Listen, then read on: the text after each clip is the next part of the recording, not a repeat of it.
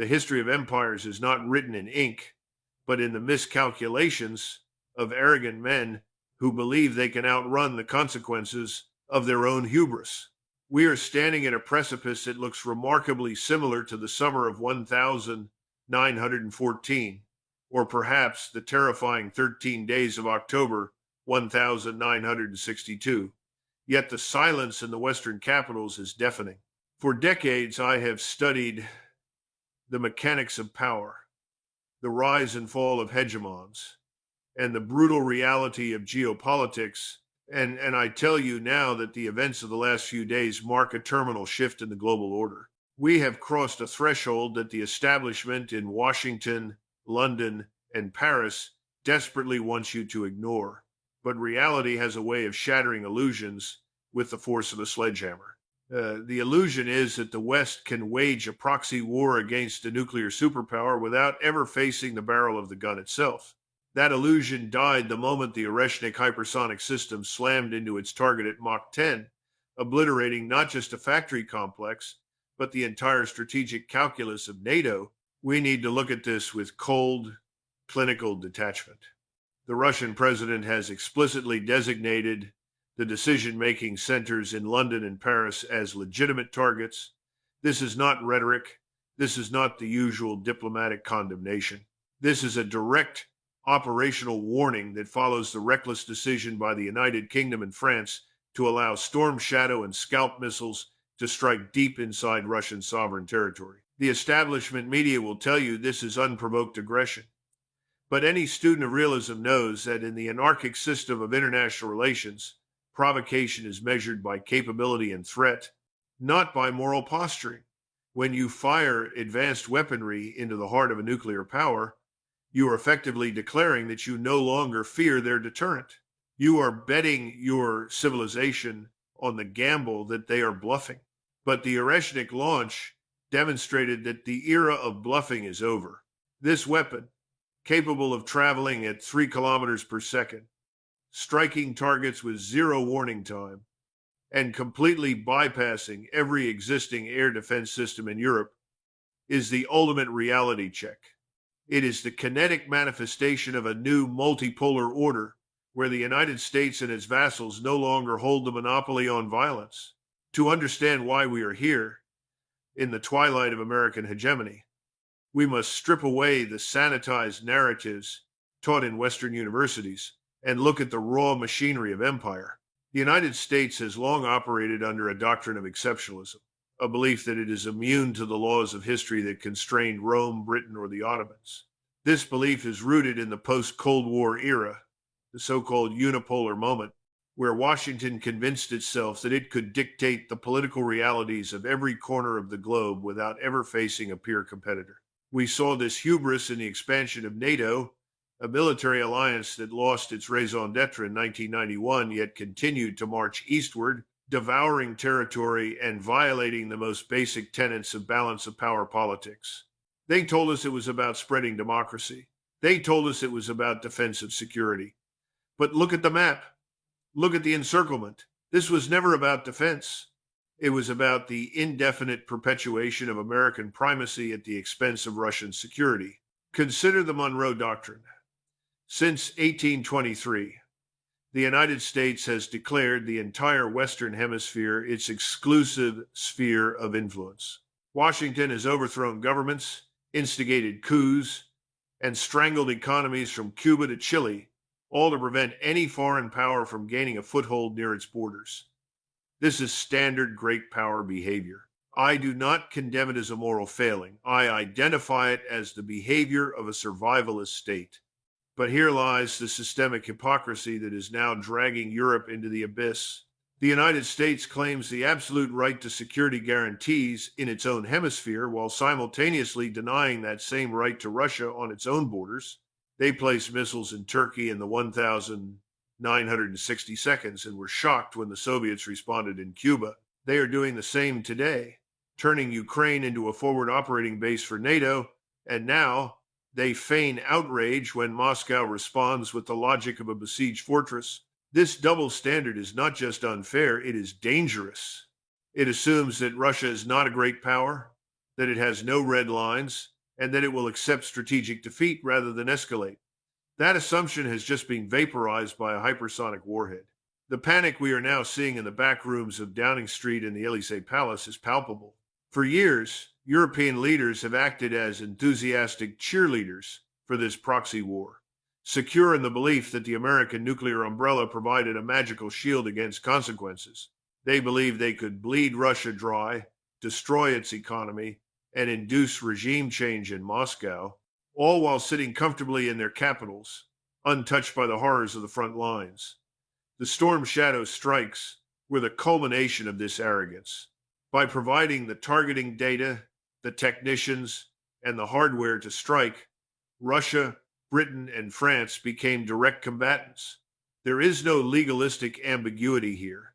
If you provide the gun and aim the hand of the shooter, you are part of the murder. Moscow's designation of London and Paris as targets is merely the formal recognition of a state of war that the West initiated but refused to declare. But now, the geography of fear has changed. The Oreshnik missile proves that there is no shield. There is no interception.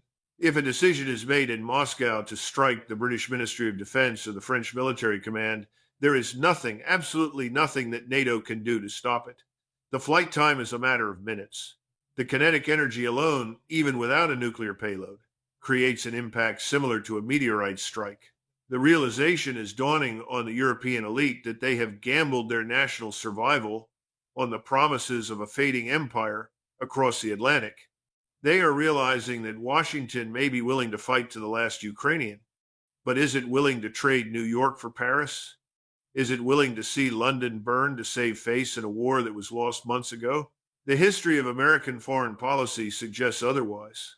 From Saigon to Kabul, the United States has a distinct pattern of cutting its losses when the cost of empire outweighs the benefits, leaving its local proxies to face the music alone. This crisis exposes the fundamental rot at the core of the liberal international order. It is an order built on coercion, not consent. It is an order that preaches the sanctity of borders while violating them in Serbia, Iraq, Libya, and Syria. It is an order that speaks of human rights while weaponizing the global financial system to starve populations into submission. The rest of the world sees this. The global South sees this. They watch as the West twists international law into a pretzel to justify its own aggression while condemning the defensive reactions of its adversaries. The rise of the multipolar world is not just about economics or trade alliances like BRICS. It is a rejection of this systemic hypocrisy. It is a demand for a return to Westphalian sovereignty, where states are respected based on their interests and capabilities, not judged by a moral hierarchy imposed by Washington. The Oreshnik is not just a missile. It is a message from the revisionist powers that the monopoly is broken. We must look back at the Cold War to understand the gravity of this moment. During the darkest days of the 20th century, there was at least a mutual respect for the mechanics of deterrence. Leaders like Kennedy and Khrushchev, despite their ideological differences, understood the language of power and the necessity of back channels. They feared the bomb. Today, we are led by a class of technocrats and ideologues who have no personal memory of war, no understanding of nuclear strategy, and a delusional belief in their own moral superiority. They have forgotten that in the game of great powers, moral righteousness is not a shield against physics. They poked the bear, mocked its warnings, crossed its red lines, and now, when the bear strikes back with Mach 10 fury, they stand paralyzed, unable to comprehend that the rules of the game have changed. This is the classic trajectory of imperial decline: overextension, denial, and finally, a catastrophic collision with reality. The kinetic shock of the Oreshnik missile is terrifying, but it is merely the physical manifestation of a much deeper, systemic failure that has been unfolding for nearly 3 years. If the missile strike proves that NATO's military deterrence is a hollow shell, the economic reality on the ground proves that the West's financial nuclear option was a dud. When this conflict began, the collective West didn't just send weapons. They declared total economic war. The plan drafted by technocrats in Brussels and Treasury officials in Washington was explicit. They would weaponize the US dollar, seize sovereign reserves, and sever Russia from the global financial circulatory system. They arrogantly predicted the ruble would turn to ruble, that the Russian economy would contract by double digits, and that the population, starved of iPhones and McDonald's, would rise up and demand a return to the Western fold. It was the ultimate test of the neoliberal mechanism of control, the belief that access to Western markets is the oxygen of state survival. But look around you. Has the Russian economy collapsed? No. It has overheated. It is growing faster than any economy in the G7. The International Monetary Fund, an institution that serves as a pillar of Western economic hegemony, has been forced to repeatedly revise its growth forecast for Russia upwards, while the economies of Europe stagnate and deindustrialize. This is not just a miscalculation, it is a catastrophic failure of the primary weapon in the American arsenal, the sanction. The United States has sanctioned Russia more heavily than any nation in human history, over 16,000 distinct restrictions. And yet, the grocery shelves in Moscow are full, the lights are on, and the factories are churning out tanks and missiles at a rate that NATO combined cannot match. How did the architects of the rules-based order get it so wrong? They forgot that the world is bigger than the G7. They operated under the delusion that they were the global economy. But in their attempt to isolate Russia, they achieved the exact opposite. They isolated themselves. They forced Russia to do what it had hesitated to do for 30 years, pivot east and south. By cutting Russia off from SWIFT, the West inadvertently jump-started the alternative financial architecture that will ultimately bury the petrodollar. We are seeing the rapid acceleration of the CIPS payment system, the expansion of the SPFS, and the widespread adoption of trade in local currencies. When India buys Russian oil in rupees or dirhams, when China trades in yuan, when Iran and Russia integrate their banking systems, they are building a fireproof house that the arsonists in Washington cannot burn down. This circumvention is not happening in the shadows anymore. It is the new normal. The Shadow Fleet, hundreds of tankers operating outside of Western insurance and maritime law, is moving millions of barrels of oil every single day, completely bypassing the G7's arrogant price cap. The price cap was a bureaucratic fantasy, a decree that demanded the market obey political whims. The market laughed. Russia simply sold its oil elsewhere, and the global south was more than happy to buy it. In a twist of supreme irony, Europe is now buying refined Russian energy products laundered through third parties like India and Turkey, paying a massive markup for the privilege of pretending they are tough on Putin. They are destroying their own industrial base, rendering German manufacturing uncompetitive, all to maintain a moral facade that everyone sees through. The resilience of the target nation is rooted in real resources. You cannot sanction a country that produces the food, the fertilizer, the energy, and the metals that the world needs to survive. You can print dollars, but you cannot print gas. You cannot print titanium. The West financialized its economy, building wealth on services, derivatives, and debt, while Russia, and increasingly China, focused on the tangible economy of atoms and production. In a prolonged conflict, the tangible always defeats the financial. The West tried to cancel a resource superpower, forgetting that they are the ones who are resource dependent. This is the systemic vulnerability that the war has exposed. The lever of power, do as we say or we crash your economy, has snapped in the hands of the American president. This brings us to the most dangerous aspect of this failure, the shattering of the media narrative. For years, the Western public has been fed a steady diet of propaganda that bears no resemblance to reality. We were told Russia was running out of missiles in March 2022. We were told they were fighting with shovels. We were told the Russian elite were about to overthrow the Kremlin. This narrative construction is a mechanism of control, designed to manufacture consent for endless funding and escalation. But reality is a stubborn thing. You cannot spin a hypersonic missile strike. You cannot spin the loss of territory.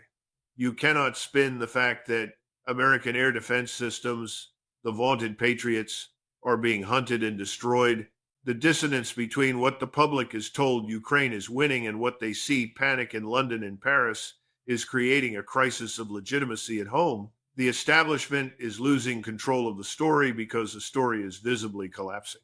The panic in Washington is not just about Ukraine, it is about the sudden realization that they have played their ace card and lost. By seizing $300 billion of Russian sovereign assets, the United States crossed a Rubicon. They sent a message to every central bank in the global south. Your money is not safe if you disobey us. Saudi Arabia saw this. Brazil saw this. Indonesia saw this. The result is a gold rush, literally. Central banks are dumping treasuries and buying gold at record rates to insulate themselves from American coercion. This is the beginning of de-dollarization. It is not an overnight event, but a historical process that has been accelerated by decades in just 2 years. The U.S. has weaponized the dollar to the point where the rest of the world views it as a liability rather than a store of value. The establishment is terrified because they have no plan B. Their entire geopolitical strategy was based on the assumption that economic shock and awe would force a capitulation before a long war of attrition could expose NATO's industrial weakness. That assumption has evaporated. Now, they face a Russia that has mobilized its economy for war, a Russia that has battle-hardened its military, and a Russia that has secured its supply chains through the Eurasian heartland beyond the reach of the U.S. Navy. The circumvention is complete. The blockade has failed. And now the empire is left with a stark choice: escalate to a suicidal kinetic war, as we saw with the missile permissions, or accept a humiliating strategic defeat that will mark the end of the unipolar moment forever. They chose escalation, and the Oreshnik was the answer. We are witnessing the unraveling of the post-World War II institutional framework. The UN is paralyzed, the G20 is fractured, and the World Trade Organization is irrelevant. In their place, we see the rise of the BRICS Plus, a grouping that now controls more GDP and more population than the G7. This is not just an economic club. It is a geopolitical lifeboat for nations tired of American bullying. The target nation's defiance has proven that the emperor has no clothes. If Russia can stand up to the combined economic might of the West and thrive, then the fear factor, the psychological glue of the American empire is gone. And once the fear is gone, the empire is finished. There is no spectacle in modern history more repulsive than a pyromaniac lecturing the village on fire safety. Yet, this is precisely the posture assumed by the Western establishment every time they stand at a podium to condemn Russia. They speak of sovereignty, territorial integrity, and human rights with a pious messianic zeal, expecting the world to suffer from collective amnesia. But the global South remembers. The history books record the truth. The United States has spent the last 30 years trapping itself in a moral abyss of its own making, using the seductive language of democracy promotion as a thin veneer for brutal resource extraction and geopolitical vandalism. They claim to be the architects of order, but if you look at their footprint from North Africa to the Hindu Kush, they are the agents of pure chaos. This brings us to the moral trap that Washington has snapped shut around its own neck. The central lie of American foreign policy is the assertion that its interventions are benevolent. They tell us they invade to liberate, they bomb to protect, and they sanction to help. This is the myth of the indispensable nation. But let us apply the cold logic of realism to the track record. When the United States decides to bring freedom to a nation, the result is almost invariably the total destruction of that nation's state capacity, the fragmentation of its society along sectarian lines, and the unleashing of demons that haunt the region for generations. They do not build democracies. They build failed states. They do not export liberty. They export anarchy. Look at Iraq. The invasion of 2003 was the original sin of the 21st century, a crime of aggression based on lies so transparent that even the perpetrators now struggle to defend them. There were no weapons of mass destruction. There was no link to Al-Qaeda, but there was oil, and there was a strategic desire to reshape the Middle East into a compliant vassalage. The result? Over 1 million dead. The total disintegration of Iraqi society, the birth of ISIS in the vacuum left by the dismantling of the Ba'athist state, and the supreme irony, by destroying the Sunni buffer in Baghdad, the United States handed the region on a silver platter to Iran. Strategic genius? No. It was strategic suicide disguised as a crusade. And yet, the very same people who cheered for that war, the very same think tanks that justified that slaughter, are now the ones demanding we escalate against a nuclear superpower in Europe. They learn nothing because they never pay the price for their failures. Look at Libya. In 2011, under the cynical doctrine of responsibility to protect, NATO turned the most prosperous nation in Africa into a dystopian hellscape. Muammar Gaddafi was not a saint, but he provided stability. He warned the West that if he fell, the Mediterranean would become a sea of chaos and that terrorists would overrun North Africa. The West laughed. Hillary Clinton famously cackled, "We came, we saw, he died." And what is the legacy of that intervention? Open slave markets in the 21st century. A country fractured between warring warlords. A massive flow of weapons from looted Libyan armories, fueling insurgencies across the Sahel, destabilizing Mali, Burkina Faso, and Niger. They destroyed a functional state to stop a hypothetical massacre, and in doing so, they created a very real perpetual massacre. Was this about human rights, or was it about Gaddafi's plan to introduce a gold-backed dinar to challenge the hegemony of the euro and the dollar? The realist knows the answer. Look at Syria. The Assad must go mantra became a fixation in Washington, London, and Paris. To achieve this, the CIA and its allies poured billions of dollars of weapons into the hands of so-called moderate rebels, a distinction that existed only in the fantasies of Western intelligence agencies.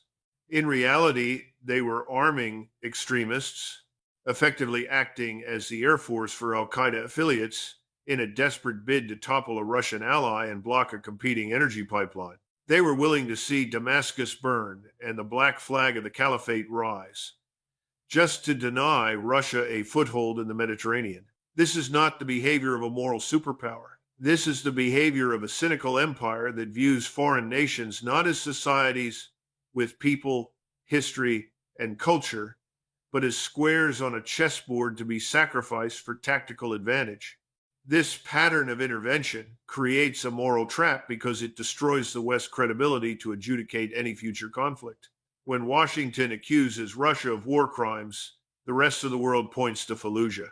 When they accuse Russia of violating sovereignty, the world points to the illegal occupation of eastern Syria, where U.S. troops currently sit on oil fields, stealing the resources of a sovereign nation they are technically not at war with.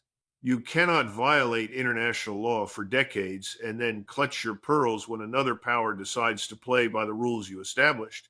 The rules-based international order has been exposed as a fraud, a system where the rules apply to everyone else, but never to the United States or its closest allies. The tragedy of this coercion is that it creates outcomes far worse than the original grievances. In every single case, Iraq, Libya, Syria, Afghanistan, the U.S. intervention removed a bad actor, only to replace him with chaos, terrorism, and misery. They destroy the Leviathan, the state authority, and are shocked when the result is a Hobbesian war of all against all. Now, they have attempted to apply this same model to Russia. They believe they could induce a collapse of the Russian state, perhaps hoping for a breakup of the Federation into smaller, manageable statelets that Western corporations could strip mine for resources. This was the dream of the 1,990 seconds. The dream of a weak, compliant Russia. But they miscalculated. Russia is not Iraq. It is not Libya. It is a civilization state with a 1,000-year history of repelling invaders, equipped with the world's largest nuclear arsenal, and a population that views this conflict not as a war of choice, but as an existential struggle for survival. By applying the regime change playbook to a nuclear superpower, the West has walked into a trap of its own making. They have framed the conflict in existential terms, autocracy versus democracy, which means they cannot de-escalate without admitting that their entire worldview is false. They are trapped by their own rhetoric, forced to double down on a losing hand because to fold would be to admit that the era of Western omnipotence is over. This moral bankruptcy is why the global South refuses to join the sanctions regime. They look at the current conflict and they do not see an unprovoked attack. They see the inevitable reaction to decades of NATO expansion and Western bullying. They see a West that weaponizes human rights when it suits them and ignores them when it's inconvenient, supporting genocides in Gaza while crying crocodile tears for Ukraine. The hypocrisy is so thick you can cut it with a knife. The Oreshnik missile didn't just pierce the air defenses of Europe, it pierced the bubble of Western moral superiority. It forced the establishment to look in the mirror, and what stares back is not the shining knight of democracy, but a tired, blood-stained empire that has run out of lies to tell. The moral bankruptcy of the West was sustainable only as long as it was backed by overwhelming, uncontested power. But the moment the Oreshnik missile turned the sky over Ukraine into a physics lesson for NATO generals, the era of impunity ended, and the global reckoning began. We are now entering the most dangerous phase of this transition, the phase of asymmetric warfare and reciprocal escalation. The architects of this war in Washington and London seem to have forgotten Newton's third law. For every action, there is an equal and opposite reaction. They believed they could escalate indefinitely, sending HIMARS, then tanks, then F-16 seconds, then ATACMS, and finally Storm Shadows without ever facing a kinetic response that threatened their own safety. They treated the Russian bear like a pincushion, assuming it would never swipe back because it feared the consequences. They were wrong. The bear has not only swiped back, it has torn down the fence that separated the spectators from the arena. We must understand the nature of the asymmetric warfare that is now unfolding. The West fights with money. The East fights with physics and production. The West relies on complex, expensive, over-engineered systems that require months of maintenance and billions of dollars to operate. The East, Russia, China, Iran, and their partners relies on mass, resilience, and cost-effective lethality. The Oreshnik is the perfect embodiment of this asymmetry. It is a weapon that renders the multi-billion-dollar air defense networks of NATO obsolete. It turns the aircraft carrier, the supreme symbol of American power projection, into a floating coffin. If a hypersonic missile can hit a bunker in Ukraine with pinpoint accuracy, it can hit a carrier group in the Mediterranean or the North Sea. The cost-exchange ratio is fatal for the West. Russia can produce these missiles for a fraction of the cost it takes the West to build the targets they destroy. You cannot win a war of attrition when your enemy can destroy your assets faster and cheaper than you can replace them. But the reckoning goes beyond just missiles. President Putin has explicitly warned that if the West provides long-range weapons to strike Russia, Russia reserves the right to provide advanced weaponry to regions where they can strike sensitive Western facilities. Let that sink in. This is the nightmare scenario for the Pentagon. Imagine Russian anti-ship missiles in the hands of the Houthis in Yemen, capable of closing the Red Sea entirely and sinking U.S. destroyers. Imagine advanced air defense systems in the hands of militias in Iraq and Syria, turning the skies into no-go zones for American aircraft. Imagine hypersonic technology shared with Iran or North Korea. By globalizing the Ukraine conflict, the West has invited Russia to globalize the response. The United States has 800 military bases scattered around the world like confetti. In an asymmetric war, these are not assets, they are 800 hostages. They are soft targets in a world where the monopoly on precision strike capability has been broken. While the United States exhausts its stockpiles and bankrupts its treasury in the mud of the Donbass, the true strategic competitor, China, is watching with quiet satisfaction. This is the grandest strategic blunder of all. Washington has driven Russia into the arms of Beijing, creating a formidable Eurasian bloc that combines Russian resources and military technology with Chinese industrial capacity. This is the alliance that Mackinder and Brzezinski warned against, the grand chessboard nightmare scenario, and the Biden administration has made it a reality. China is learning from every mistake NATO makes, They are studying how Western weapons perform, how the sanctions architecture works, and how to defeat them. The United States is bleeding its military readiness dry in a secondary theater, leaving it woefully unprepared for the primary challenge in the Pacific. The arsenal of democracy is empty. We are seeing reports that it will take years to replenish the stocks of javelins and stingers, while Russia and China are ramping up production on a war footing. The industrial capacity of the West has been hollowed out by decades of financialization and offshoring. And now, in a war of industries, they are finding that you cannot fight a war with hedge funds and consulting firms. This geopolitical tension is not just a game played by elites. It is a direct threat to your wallet, your savings, and your future. The inflation you are seeing at the grocery store and the gas pump is not a temporary glitch. It is the economic blowback of this war. When you sanction the world's largest commodity producer, you break the global supply chain. When you blow up the Nord Stream pipelines, you deindustrialize Europe and permanently raise the cost of energy. The West is currently financing this war by printing money, creating a debt bubble of apocalyptic proportions.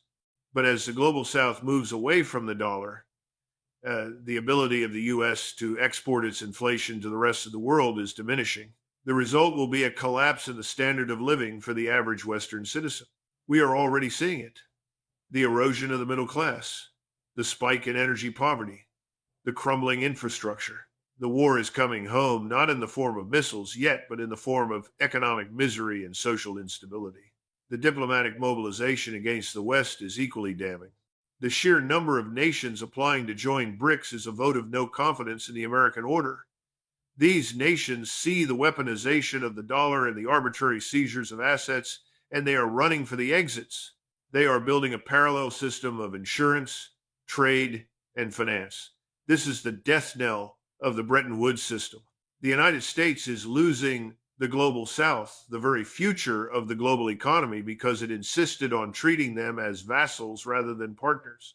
The vote in the UN, the refusal to condemn Russia by the majority of the world's population, proves that the international community the West speaks of is actually just the collective West, a shrinking minority island in a rising global ocean.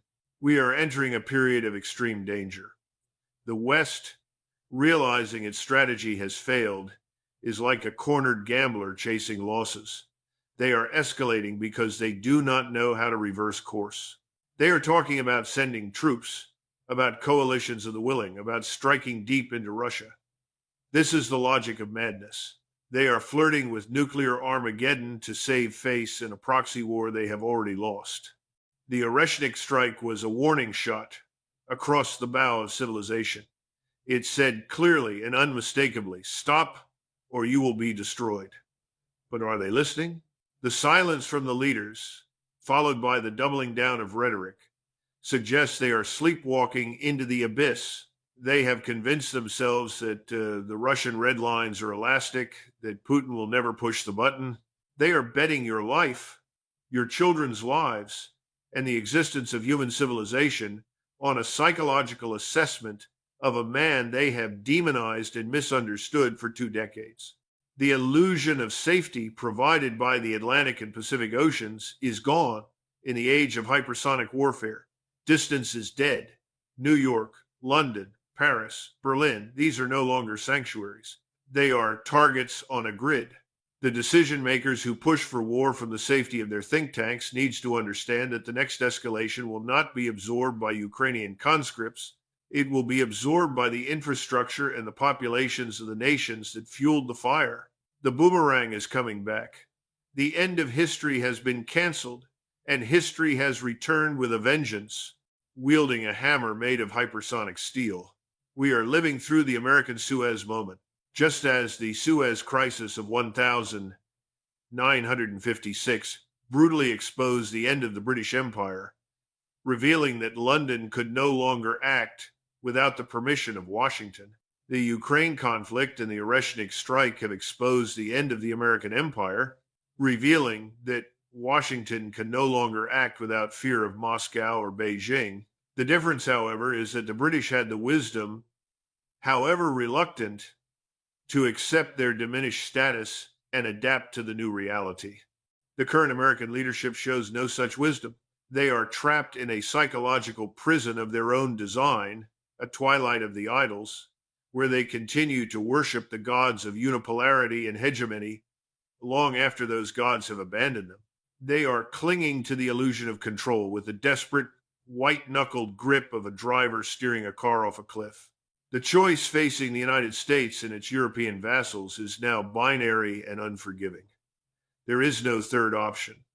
The first option is adaptation. It requires a profound geopolitical humility that is entirely alien to the Washington establishment. It means accepting that the American century is over and that we are returning to the historical norm of a multipolar world, a world of great power competition, where the U.S. is a major player, perhaps the strongest player, but not the only player. It means negotiating a new security architecture in Europe that respects Russia's legitimate security interests.